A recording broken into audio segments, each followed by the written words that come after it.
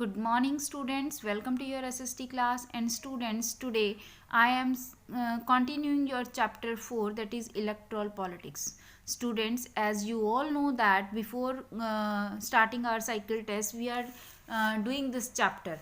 And under now today in my videos, I am first of all recapitulate the chapter that we have done already, the topics that we have already done, and then I will start the new topic of this chapter. Okay, so the name of the chapter is electoral politics. What we learn under this chapter, we have learned that what are election, why do we need election, and also the election process of the country. And I think we are the election process of the country. Okay, so let us recapitulate the chapter first, then we will continue the next topic. Okay, the very first topic of the chapter was why election. Under this topic we have learned that why we need election and why we are conducting the election in the country. The main reason behind the election is that we have to be choose the government, we have to be choose the citizen of the authority that make laws for the country. That's why we conducted election. Election क्या है? It is a process of choosing the representatives or choosing the ruler. That is called a election. Okay, and the next topic, under this topic, that why do we need election. Under this topic we learn that why the elections are necessary, why we are conducted the election in a country. The here we have learned the three reasons. हमने 3 reason पढ़े थे इसके अंदर कि हमें election process करवाने की क्यों ज़रूरत पड़ती है कंट्री में. The very first, they can choose who will make laws for them. Election process के थ्रू हम चूज़ करते हैं government that make laws for us. So to choose the government we need election. Secondly, to choose the person who will make the law for us we need election. Thirdly, to choose the party who make the policies and who run through the government or who run the country we need election. So for all three purposes we need election. The next topic we have learned that what make an election democratic. Under this we discuss that what are the major things, what are the major deeds that make the elections democratic. Election को democratic बनाने के लिए हमें कौन सी main things करनी पड़ती हैं, कौन सी मेन बातों का ध्यान रखना पड़ता है. The first one, that there should be everyone have the vote and right to vote, and every vote should have equal value. This is the very first thing that is necessary to make the election process democratic. What? That one value, one vote should be here. Okay, the second step to make the election democratic was that parties and candidates should be free to contest the election. Everyone can have the right to be stand and to be chosen by the people. अगर कोई चाहता है कि मैं leader बनूं और उसमें capability है, तो हर किसी को अधिकार होना चाहिए कि वो अपनी कंट्री के लिए सर्व कर सके. This is then it is democratic. अगर हम कुछ पर्टिकुलर लोगों को ही राइट दे देंगे इलेक्शन प्रोसेस में खड़े होने का, तो वो डेमोक्रेसी नहीं रहेगी. ओके, तो डेमोक्रेसी बनाने के लिए ज़रूरी है कि हम हर एक व्यक्ति को राइट दें to be elected into the government. Okay, third one, we should be offered at regular intervals. Election जो हैं वो रेगुलर इंटरवल्स पर होने चाहिए. Fourth, candidate preferred the people should get elected. और कैंडिडेट जिसको लोगों ने प्रेफर किया है वही इलेक्टेड होना चाहिए. अगर अनफेयर मीन से कोई कैंडिडेट इलेक्ट हो रहा है या इलेक्ट होने के बावजूद भी उसको अथॉरिटी नहीं दी जा रही है, तो उस इलेक्शंस का कोई फ़ायदा नहीं. ठीक है, तो इस तरह से all these things make the election democracy. इसके बाद मेनली हमने जो रीड किया था इस चैप्टर में, that is the election process. What is our system of election. हमारे कंट्री का इलेक्शन सिस्टम क्या है. And under this we have already discussed the topics, and I think the last one is left. Election process में very first step है that is electoral constituencies. Students, I already explain you that what does electoral constituency. What is? I think you remember. Electoral constituency is a area that we have decided to be that the area of that person make the take part in election. और एक particular area जो किसी country के divide करते हैं हम country को election process को complete करने के लिए, that is called electoral constituency. हम उसे electoral constituency कहते हैं. We can say that the country is divided into different areas. Country को different areas में divide किया for the purpose of election. That is constituencies. That is called constituencies. जो हमने country को divide किया है वो constituencies है. Electoral constituencies इसलिए क्योंकि वहाँ से election होने हैं. ठीक है. अब constituencies में जितने भी लोग रहते हैं they all have the right to be elect the candidate. ठीक है. अब ये एग्जाम्पल मैंने आपको समझाया था, जैसे यहाँ पर 90 हरियाणा में 90 MLAs है लेजिस्लेटिव असेंबलीज में, तो हम इलेक्शन प्रोसेस के लिए क्या करते हैं, पूरे हरियाणा को 90 पार्ट्स में डिवाइड करते हैं. तो every part is known as electoral constituency. और सेम हियर, अगर हरियाणा में हमने मेंबर ऑफ पार्लियामेंट चूज करने हैं तो पूरे हरियाणा में से 10 मेंबर ऑफ पार्लियामेंट जाते हैं. तो इट मीन्स हम पूरे हरियाणा को कितने पार्ट्स में डिवाइड करते हैं, 10 पार्ट्स में.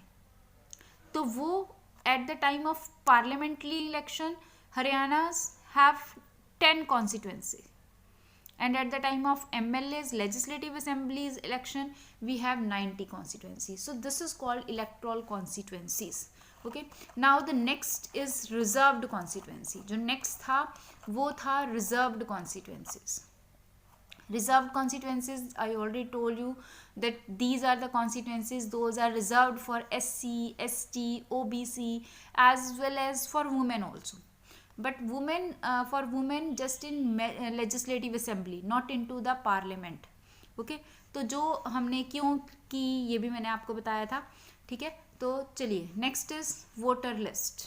इसमें हमने क्या प्रोसेस बताया था कि वोटर्स की लिस्ट तैयार की जाती है बिफोर द एवरी इलेक्शन.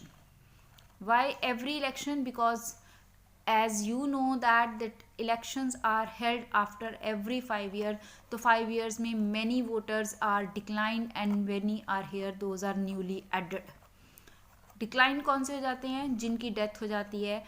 ठीक है. और एडेड कौन से होते हैं? जो न्यू 18 ईयर्स में एड एज में को कवर कर गए.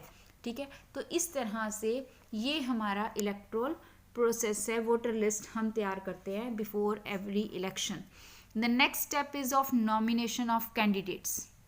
नॉमिनेशन ऑफ कैंडिडेट्स में कैंडिडेट नॉमिनेशन फॉर्म फिल करता है, उसमें अपनी डिटेल्स देता है और फिर गवर्नमेंट उसको सिलेक्ट करती है. और फिर जब गवर्नमेंट की सिलेक्शन के बाद after the selection of the election commission that candidate got the ticket from party side, then he or she is eligible for standing elections, stand in election. Okay, so this is the election nomination of candidates. After this we are learning, yes students, we are here at this topic, that is election campaign. I discussed this also, but today I am repeating this topic again. Election campaign. What is election campaign? Campaigning is the process under which people are come in contact with the candidate, are come in contact with the general public. Election campaigning वो process है जिसमें जो candidates खड़े होते हैं, जिनको ticket मिलती है, they are try to be contact with the general public with arranging rallies by having the speeches और many other things. जो कैंपेन में मैंने आपको ऑलरेडी बताया हुआ है कि वो कैंपेनिंग किस तरह से करते हैं. स्पीचेस ऑर्गेनाइज करते हैं, पार्टीज अपना मैनिफेस्टो देती हैं एडवर्टाइजमेंट्स के थ्रू. Manifesto is what? In which the party have prescribed its name, aims, aim बताती है कि what are our objective, what we want to do after winning the election. तो वो सारे के सारे प्रोसेस को पार्टी कैंपेनिंग के थ्रू बताती है। आजकल तो media plays very important role in campaigning while through advertisements and by pamphlets and many methods are here, those are used by the election political parties for campaigning. Even exit poll तक organise किए जाते हैं media के द्वारा कि विच party is in favour, ठीक है, लोग किसके फेवर में है, किस पार्टी के फेवर में है। तो ये सब प्रोसेस होता है इलेक्शन कैंपेन का। अब इलेक्शन कैंपेन के टाइम पर every party give some slogans also, हर पार्टी कुछ स्लोगन्स देती है। जैसे जब मोदी जी आए थे तो उन्होंने स्लोगन दिया था, अब मुझे याद नहीं आ रहा स्लोगन क्या था, अच्छे दिन आएंगे, हाँ अच्छे दिन आएंगे, ठीक है। तो ऐसे स्लोगन देती है हर पार्टी। तो अब यहाँ पर आपके पास डिफरेंट स्लोगन्स भी दिए हुए हैं by that are use by the different party members in different years, okay. जैसे हेयर गरीबी हटाओ is the slogan that is given by Gandhi ji, Indira Gandhi's government in the year 1971, okay. Save democracy is the slogan that is given by Janata Party in the year 1977. So these are the slogans that are used by the political parties while campaigning. Now there are some rules of campaigning also, that while campaigning every party or every candidate should have to be follow some laws. Those are issued by the election commission of the country. And if any party or any candidate, even the party that is in government, break that laws, then their जो election campaigning के time पे अगर वो laws को break करते हैं तो election commission can reject them, उनको पार्टी को कैंडिडेट्स को इलेक्शन से बाहर भी कर सकता है, ठीक है। तो चलिए कौन कौन से रूल्स फॉलो करने होते हैं। Number 1, here it is, no party और कैंडिडेट कैन ब्राइब और threaten the voters, appeal to them in the name of caste और रिलीजन। कोई किसी को कोई रिश्वत नहीं देगा, कास्ट और धर्म के नाम पर वोट नहीं मांगे जाएंगे। यूज गवर्नमेंट रिसोर्सेज, किसी भी तरह के गवर्नमेंट रिसोर्सेज को यूज़ नहीं किया जाएगा फॉर इलेक्शन कैंपेनिंग। और government have also decided the money कि कितना पैसा खर्च करना है लोकसभा में और कितना खर्च करना है असेंबली इलेक्शन में। तो the money that was issued by the election commission of our country is 25 lakh for Lok Sabha election and 10 lakh for assembly election, okay. If the party do so their election can be rejected, और अगर वो ऐसा नहीं करते, इन बातों को नहीं मानते, तो उनका इलेक्शन प्रोसेस रिजेक्ट भी किया जाता है बाय द कोर्ट और even after they have been declared elected. तब भी, अगर चाहे उनको इलेक्टेड डिक्लेयर कर दिया गया हो तब भी, ठीक है। चलिए अब इसके बाद एक आता है model code of conduct. Model code of conduct क्या है? एक्चुअली जब इलेक्शन की डेट डिसाइड हो जाती है उसके बाद जो रूलिंग पार्टी है, जो पार्टी अब काम कर रही है, जिसकी गवर्नमेंट चल रही है, उस पार्टी को कुछ रूल्स फॉलो करने पड़ते हैं। When there is model code of conduct, तब जो रूलिंग पार्टी है वो कुछ चीज़ें नहीं कर सकती, कुछ काम नहीं कर सकती। In addition to the laws, all the political parties in country have agreed to a model code of conduct. Her party को इस मॉडल कोड ऑफ कंडक्ट का को फॉलो करना पड़ता है। तो पार्टी क्या क्या नहीं कर सकती while model code of conduct? Election की डेट डिसाइड होते ही, जैसे ही इलेक्शन डिक्लेयर हो जाते हैं कि इस डेट से इलेक्शंस हैं, 2-3 महीने पहले मॉडल कोड ऑफ कंडक्ट जो है वो लागू हो जाता है, ठीक है। तो क्या करना है?